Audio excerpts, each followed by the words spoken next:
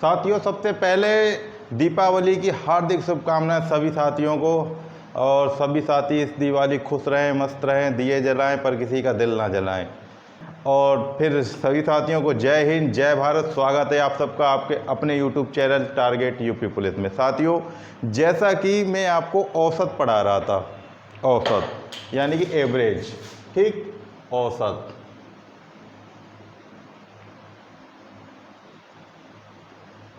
Average इसकी मैंने लगभग 4 क्लासें करवा दी हैं। तो जो अब कुछ और जैसे सवाल बचे हैं थोड़े से, अभी लगभग 8-9 सवाल ऐसे होंगे, तो आज मैं उनको भी क्लियर 9-10 जितने भी हों, आज मतलब फाइनल हो जाएगा आपका औसत क्लियर। ठीक है, तो बने रहिए साथ हमारे। और फिर एक बार सभी से निवेदन है कि ज़्यादा से ज़्यादा हमारे चैनल को शेयर करें और अपने साथियों को इसमें जोड़ने की कोशिश करें। और जो भी भाई अथवा बहन हमारी पहली बार वीडियो देख रही हो तो चैनल को सब्सक्राइब जरूर कर दें, जिससे ये होगा हमारी पिछली सारी वीडियो आपको देखने के लिए मिल जाएंगी। और एक और बात, आज दीपावली है। मैं सभी साथियों ईश्वर से प्रार्थना करता हूं कि सभी जितने भी हमारे साथी है, भाई बंधु हैं, उनकी सभी मनोकामनाएं दिवाली पूरी हो जाए। बने रहिए साथ हमारे। चलते हैं आज औसत फाइनल की तरफ। भाग 5 है, शायद 5 भाग। ठीक है, देखो सवाल है कि एक समिति के 8 सदस्यों की औसत आयु 40 वर्ष थी। ठीक है, यानी कि 8 सदस्यों की औसत आयु कितनी थी? 40 वर्ष औसत आयु। ये कह रहा है अब कि एक 55 वर्षीय सदस्य के सेवानिवृत्त होने पर इसके स्थान पर एक 39 वर्ष का व्यक्ति इस समिति का सदस्य बन जाता है, तो वर्तमान समिति की औसत आयु क्या है? ठीक है, देखो पहले तो वो ये कह रहा है कि 8 सदस्यों की औसत आयु कितनी थी? 40 वर्ष। अब ये कह रहा है अगर 55 साल का व्यक्ति अगर रिटायर हो जाए, उसके स्थान पर अगर 39 वर्ष का व्यक्ति आ जाए, तब इसकी औसत आयु कितनी होगी? तो ठीक है, निकाल लो इसको। कैसे निकालेंगे? देखो पहले तो इसका निकाल लो, कितने सदस्य? 8। इनका औसत कितना दे रखा है? 40। ठीक है, योग कितना हो जाएगा इनका? यानी 8 × 40 बराबर कितना? ये 40, 8 चौक 32, यानी कि 320। ठीक, ये कितना है? ये 8 सदस्यों की आयु का इतना था। ठीक है, अब ये कह रहा कि एक 55 वर्ष का व्यक्ति इसमें से, ठीक है, 55 वर्ष का व्यक्ति चले जाने के बाद में 39 वर्ष के व्यक्ति की इसमें, जैसे कि 55 वर्ष का कोई व्यक्ति रिटायर हो गया, 39 वर्ष का व्यक्ति इसमें लग गया, तब इसकी औसत आयु क्या होगी? ठीक है, तो 55 वर्ष का चला गया। ठीक है, ध्यान रखना 39 वर्ष का आ गया। 55 में से 39 अगर घटाएंगे तो 15 में से 9 गया तो 6, यानी कि 16 निकल कर आ गया। ठीक, यानी कि जब 55 इसमें शामिल था, इसमें 8 व्यक्तियों में 55 वर्ष का व्यक्ति शामिल था, तब इसकी कितनी थी? 320। अब 39 वर्ष का अगर व्यक्ति आएगा तो हमने 55 में से 39 घटा दिया, तो यानी 16 वर्ष का अंतर निकल रहा है कि नहीं निकल रहा है? तो इस 16 को क्या करेंगे? इसमें से घटा देंगे।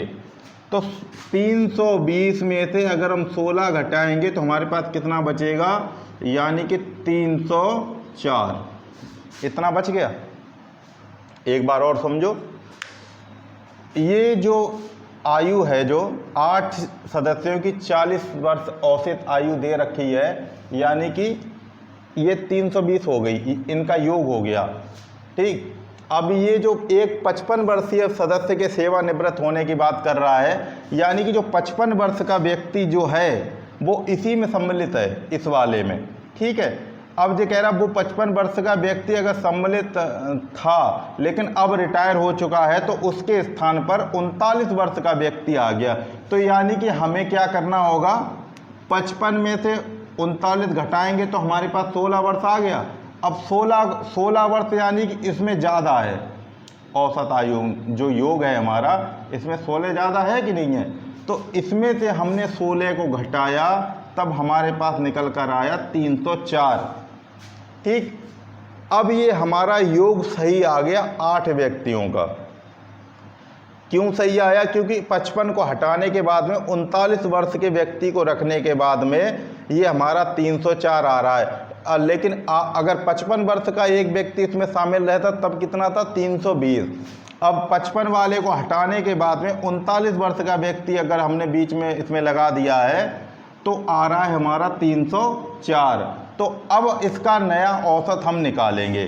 तो औसत निकालने के लिए मैंने आपको कई बार बता दिया है कि संख्याओं का योग और संख्या यानी कि औसत, मैं समझा चुका हूँ काफ़ी बार, बटे 8। ठीक, अब लगा दो। देखो 3 8 या 24, 8 5 40 होता, 8 तिया 24, 24 कितना बचा? 6, इधर लग गया 64, अटू अटू 64। तो औसत कितना निकल कर आया हमारा? औसत बराबर 38। ये क्या हो गया हमारा आंसर। ठीक है, समझ में आ गया होगा। अब चलते हैं अगले सवाल पे। ये क्या निकल कर आया? 38 वर्ष। ठीक, औसत आयु क्या निकल कर आई है? 38 वर्ष। ठीक, अब चलते हैं अगले सवाल पे। स्कूटर सवार 150 किलोमीटर की दूरी 50 किलोमीटर प्रति घंटा की चाल से तय करता है। ठीक है, इतना हो गया। यानी कि एक स्कूटर सवार 150 किलोमीटर की दूरी 50 किलोमीटर प्रति घंटा की चाल से तय करता है। ठीक, इतना हो गया। अब ये क्या कह रहा है कि तथा इतनी ही दूरी, यानी कि इतनी ही दूरी 30 किलोमीटर प्रति घंटा की चाल से तय करे। यानी कि इतनी ही दूरी जितनी वो पहले चलाता, इतनी ही दूरी दोबारा वो 30 किलोमीटर प्रति घंटा की चाल से तय करे, तो पूरी यात्रा में उसकी औसत चाल क्या थी? या फिर ऐसे मान लो इसको, जैसे एक स्कूटर सवार 150 किलोमीटर की दूरी 50 किलोमीटर प्रति घंटा की चाल से तय करता है। ठीक, वापस आने पर, जहां गया वहां से वापस आने पर 30 किलोमीटर प्रति घंटा की चाल से उतनी ही दूरी तय करता है, तब उसकी औसत चाल क्या होगी? ठीक, तो इसको निकालने के लिए क्या होता है? देखो औसत चाल, एक ट्रिक बता दे रहा हूं मैं तुमको। अगर इस तरीके का कभी आ जाए, देखो जाने की और आने की अलग अलग हो, जैसे कि 50 किलोमीटर ये 150 किलोमीटर जा रहा है, तो 50 किलोमीटर उसकी जाने की है, 50 किलोमीटर प्रति घंटा के हिसाब से जा रहा है वो। ठीक, जब वो वापस आ रहा है 150 किलोमीटर के लिए, तब वो 30 किलोमीटर प्रति घंटा की चाल से गाड़ी को अपनी चला रहा है, तब उसकी औसत चाल क्या होगी? तो क्या होगा? 2x बाई बटे x प्लस बाई। इतना ध्यान रखना, ये वाला आपको ट्रिक लगाना है इसमें। तो x हमारा क्या है? ये, और y हमारा क्या है? ये। तो लगा दो। देखो 2x कितना दे रखा है? 50, और y कितना दे रखा है? 30। नीचे x क्या दे रखा है? 50, और प्लस y कितना दे रखा है? 30। इसको सॉल्व करो। देखो 2 पंजे 10, ठीक, 10 तिया 30, 30 लिख दिया, और 2 जीरो, तो 2 जीरो हमने लगा दिए, तो कितना हो गया हमारा? 3000। 2 पंजे 10 और 10 तिया 30, यहाँ ठीक। नीचे कितना हो गया? 50 और 30 को जोड़ेंगे कितना हो गया? 80। ठीक, अब इसको सॉल्व कर दो। 1 जीरो से 1 जीरो कट गया। अब हमारे पास क्या बचा? अब यहाँ पर हमारा क्या बचा? 300 बटे 8। इसको यहाँ पर लिख लो, 300 बटे 8। अब 8 का भाग हमें 300 में देना है, तो हमारा कितनी बार कट जाएगा? 37.5। यानी कि एक बार हम काट के दिखा दे रहे। देखो 8 तिया 24, 24 अगर 30 में से कम करेंगे तो कितना बच जाएगा हमारे पास में? 6 इधर लग गया, 0 60 हो गया, तो 8 7 56। कितना बचा अब हमारे पास में? 4 में 8 का भाग जाएगा नहीं, इसलिए दशमलव लगाए, 1 जीरो बढ़ गया, तो 8 पंजे 40, यानी किलोमीटर प्रति घंटा। ये क्या हो गया हमारा आंसर। ठीक है, अब चलते एक और ऐसा ही सवाल ले लेते हैं। देखिए सवाल है एक लंबा लग रहा है देखने पर, है कुछ नहीं। एक कार दिल्ली से लखनऊ 80 किलोमीटर प्रति घंटा की चाल से जाती है, ठीक, और वहाँ से एक गांव की ओर मुड़ जाती है, ठीक, जिसकी दूरी उतनी ही है जितनी कि दिल्ली से लखनऊ की है। यदि वह कार को लखनऊ से उस गांव तक 20 किलोमीटर प्रति घंटा की चाल से ले जाता है तो उसकी औसत चाल क्या है। यानी कि कहने का मतलब उसका ये है कि एक कार दिल्ली से लखनऊ तक 80 किलोमीटर प्रति घंटा की चाल से चली, यानी कि फिर लखनऊ तक गई, लखनऊ के बाद में वो उतनी ही एक गांव की तरफ चली है जितनी वो दिल्ली से लखनऊ के लिए चली थी, ठीक। तो आते समय पे तो 80 किलोमीटर प्रति घंटा की चाल थी, ठीक, लेकिन उतनी ही दूरी जब गांव की तरफ गई है तब उसने 20 किलोमीटर प्रति घंटा की चाल से तय की। तो उसकी औसत चाल पूछ रहा है क्या होगी। तो औसत चाल निकालने के लिए अभी मैंने आपको एक ट्रिक बताई थी, औसत चाल यानी 2xy बटे x प्लस वाई, बस इतना ही करना है, ठीक है। तो x तो हमारा पता ही क्या है, ये यानी कि 2 गुणा 80, दूसरा क्या दे रखा है ये 20, तो 20, ठीक, बटे 80 प्लस 20 लगा दो। देखो 8 दूनी 16, 16 दूनी 32, 2 जीरो हो गए तो 3200, ठीक। 8 और 2 कितना होता है 10 और 1 जीरो, सॉरी 2 जीरो, 80 और 20 100 हो गया ना, 100, ठीक। अब देखो इसको क्या करते हैं, हम काट देते हैं। 100 में अगर 100 का भाग अगर 3200 में देंगे तो कितनी बार जाएगा, 32 बार। तो ये क्या हो गया हमारे 32 किलोमीटर प्रति हावर की क्या हो गई चाल, यानी कि चाल क्या है उसकी, औसत चाल 32 किलोमीटर प्रति घंटा, ठीक। ये हो गया हमारा आंसर। अब चलते हैं अगले सवाल पे। देखिए सवाल क्या कह रहा है कि ABC का औसत भार 84 किलोग्राम है, ठीक। D को मिलाने से चारों का औसत भार कितना हो जाता है 80 किलोग्राम, ठीक है। यदि A के स्थान पर E को मिला लिया जाए, A को लिया जाए तो BCDE का औसत भार 79 किलोग्राम हो जाता है, 79 किलोग्राम हो जाता है। यदि E का भार D के भार से 3 किलोग्राम अधिक हो तो A का भार क्या है, ठीक है। तो इसको देखते हैं निकाल के, यानी ABC का कितना दे रखा है 84 किलोग्राम। देखो यहाँ पे लिख लो ABC का कितना दे रखा है 84। अब ये जोड़ो 1 2 3 हो गए ये, तो इनका योग निकाल दो, यानी कि 3 गुणा 84। 3 इसलिए दिया है क्योंकि ये कितने अंक हो गए, 1 2 3 हो गए ना, 3 अक्षर। तो इसको लगा दो, 3 चौक 12, 3 8 24, 24 और 1 25, ठीक, 252 हो गया, ठीक है। फिर कह रहा है D को मिलाने से चारों का औसत भार 80 किलोग्राम होता। अगर इसमें D को भी मिला दो, A B C और D, इनका कितना होता है 80, तो इसको भी लगा दो, यानी कि 4 गुणा 80 तो कितना हो गया 8 चौक 32, यानी कि 320 हो गया, ठीक है। अब क्या कह रहा है, यदि A के स्थान पर E को लिया जाए तो BCDE का औसत भार कितना होता है 79। अब लगा लो, देखो B C D और E, ठीक, कितने हो गए ये 1 2 3 4, ये भी 4 हो गए, इनको लगा लो, कितना हो रहा है इनका 79। इनका योग निकाल लो, यानी कि 4 गुणा 79 बराबर 9 चौक 36 का 6 बचा कितना हमारे पास 3, 7 चौक 28, 28 और 3 कितना होता है 31, 316 आ गया।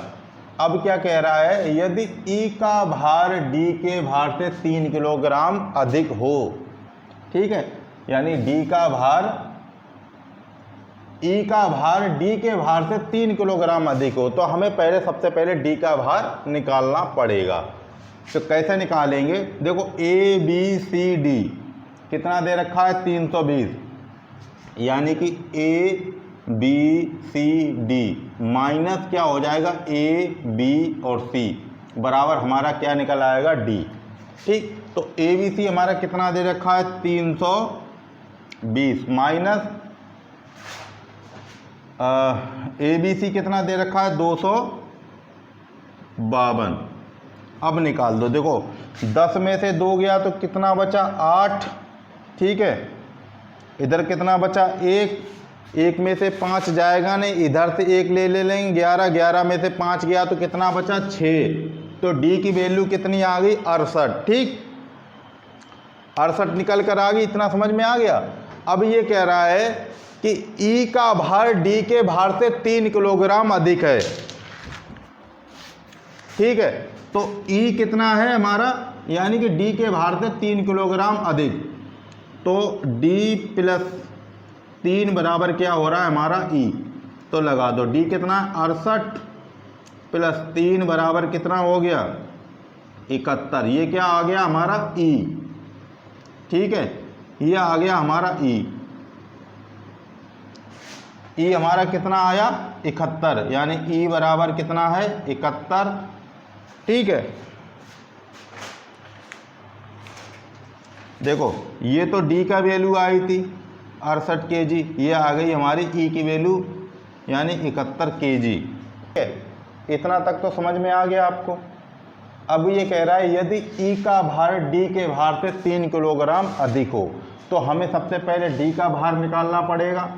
तो हमने डी का भार निकाले, देखो ए बी सी डी में से ए बी सी घटा दिया तो हमारा डी बच गया, तो ए बी सी डी कितना था हमारा 320 और ए बी सी कितना था 252, तो हमने 320 में से 252 घटाया तो हमारे पास 68 kg क्या आ गया हमारा डी निकल कर आ गया। ठीक, अब वो ये कह रहा है कि ई का भार डी के भार से 3 किलोग्राम अधिक है, अगर डी के भार में अगर 3 किलोग्राम हम जोड़ देंगे तो हमारा ई का भार निकल आएगा, तो 71 आ गया हमारा निकल के। ठीक, 3 किलो हमने जोड़ दिया 68 में तो हमारा 71 आ गया।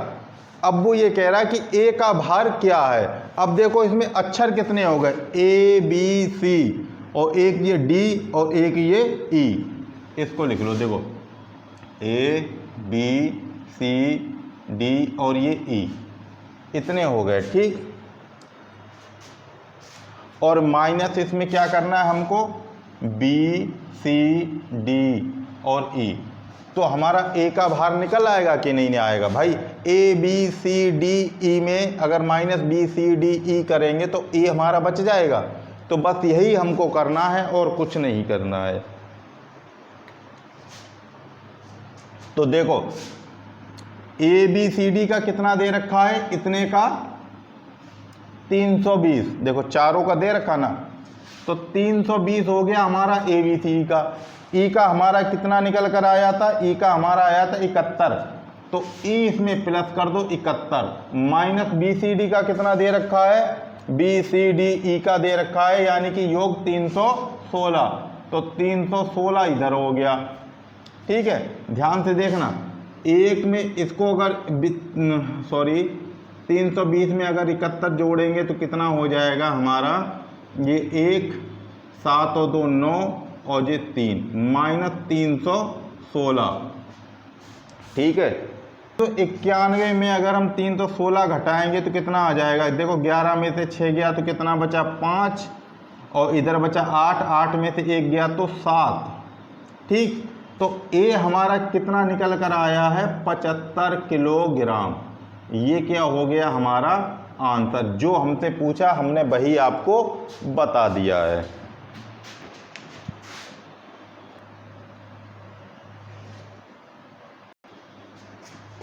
देखो उम्मीद करते हैं समझ में आ गया होगा। अब चलते हैं अगले सवाल पे। सवाल में है कि ए बी सी का औसत भार 45 किलोग्राम है। ठीक, यदि ए तथा बी का औसत भार 40 किलोग्राम है तथा बी एवं सी का औसत भार 43 किलोग्राम हो तो बी का भार कितना है ये पूछ रहा है। ठीक, तो निकाल लो। देखो ए बी सी, यहाँ पे देखो लिख दे रहा हूँ, ए बी और सी कितना दे रखा है इसका 45 किलोग्राम यानी कि केजी।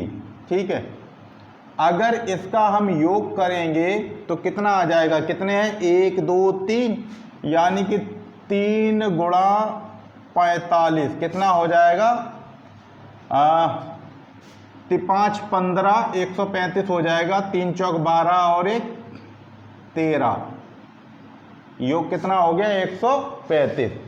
अब क्या कह रहा है, ए तथा बी का औसत भार कितना दे रखा है 40, यानी ए और बी का कितना दे रखा है 40 केजी। इसका योग करेंगे तो कितना हो जाएगा, यानी कि 2 गुणा 2 इसलिए लिखा है क्योंकि ए और बी दो अक्षर है खाली। ठीक, तो 40, तो 40 दूनी कितना हो गया 80। ठीक, अब क्या कह रहा है, बी और सी का औसत भार 43 दे रखा है, यानी कि बी और सी का कितना दे रखा है 43 केजी। अब इसका योग कितना हो जाएगा, देखो 2 है यानी कि 2 गुणा 43, ऐसे करके लिख दो 43 बराबर 2 तिया 6 और 2 चौके 8। देखो इतना निकल कर आ गया। अब वो क्या पूछ रहा है कि B का भार कितना है। ठीक है, तो B क्या है, हम क्या B का भार कितना ये पूछ रहा है, तो B क्या है, हम सबका ही भार निकाल देते हैं कि कितना, A का भार कितना है, B का भार कितना है और C का भार कितना है। तो सबसे पहले हमारे पास क्या दे रखा है A B C। ठीक, तो यहाँ पे लिख लो, देखो A B और C, अगर माइनस को हम A B करेंगे तो हमारा C का भार निकल आएगा। भाई A B C में से A B घटाया तो हमारे पास कितना बचा। ठीक, देखो A B C में से अगर A B को घटाएंगे तो हमारा C निकल कर आ जाएगा। तो A B C हमारा कितना दे रखा है 135 माइनस A B कितना दे रखा है 80, तो हमारी C की वैल्यू कितनी आ गई आके निकल के 55, यानी कि 135 में से अगर 80 घटाएंगे तो कितना बचेगा हमारे पास में 55। तो C हमारा क्या आ गया, C बराबर कितना आ गया 55। ठीक, इतना ध्यान रखना। अब क्या करेंगे, ए बी सी में से बी सी घटाएंगे तो हमारी ए की वैल्यू निकल आएगी। तो ए बी सी माइनस कितना घटाना है बी सी, अगर तो कितना आ जाएगा, अगर ए बी सी में से अगर बी सी घटाएंगे तो ए की वैल्यू निकल कर आ जाएगी। ये देखो ए का ये इतना अलग है। ठीक, ये और ये, ठीक है, अब ये देखो अलग है। तो ए बी सी कितना दे रखा है 135 माइनस ये कितना दे रखा है 86। ठीक है, तो ये ए की वैल्यू कितनी आ गई हमारे पास निकल कर 49, क्योंकि 15 में से 6 जाएगा तो 9 बचेगा, यहाँ पे बचा 12 में से 8 गया तो कितना बचा 4। तो ए की वैल्यू कितनी आ गई हमारे पास निकल कर 49। ठीक, ये आ गई ए की वैल्यू, लेकिन हमें पूछ क्या रहा है बी की वैल्यू पूछ रहा है। ठीक है, तो हम बी की निकालेंगे। तो देखो अब बी की हमें ये हमने इसलिए निकाली है क्योंकि बी की वैल्यू हमें निकालनी है, इसलिए हमें पहले इनको निकालना पड़ता तब जाके बी की वैल्यू निकल पाती। तो देखो इधर बता दे रहे हैं बी की वैल्यू, तो बी का भार ठीक कितना दे रखा है हमारे पास में, देखो ए बी सी दे रखा है, ए बी सी कितना दे रखा है ए बी और सी, इसमें से अगर हम माइनस ए और सी कर देंगे तो हमारे पास क्या निकल कर आ जाएगा, अगर ए बी सी में से माइनस ए सी करेंगे तो हमारा बी निकल कर आ जाएगा। ठीक है, बस यही हमको करना है बी का बाहर निकालने के लिए। तो ए बी सी हमें कितने दे रखा है हमारे पास में 135, तो 135 माइनस ए कितना निकल कर आया था हमारे पास 49, और सी कितना निकल कर आया था 55, प्लस 55 कर दो। ठीक, अब इनको आपस में कर लो, 135 माइनस, देखो 9 और 5 14 का 4 बचा कितना 1, 4 और 5 कितना होता है 9, 9 1 10। अब देखो 135 में से अगर 104 घटाएंगे तो कितना बचेगा हमारे पास में 31। ये क्या आ गया हमारा केजी, यानी कि ये क्या है हमारा बी का भार, यानी कि बी का भार कितना निकल कर आया 31 केजी। ये हो गया हमारा आंसर। उम्मीद करते हैं आपको बहुत अच्छी तरीके से समझ में आ गया होगा।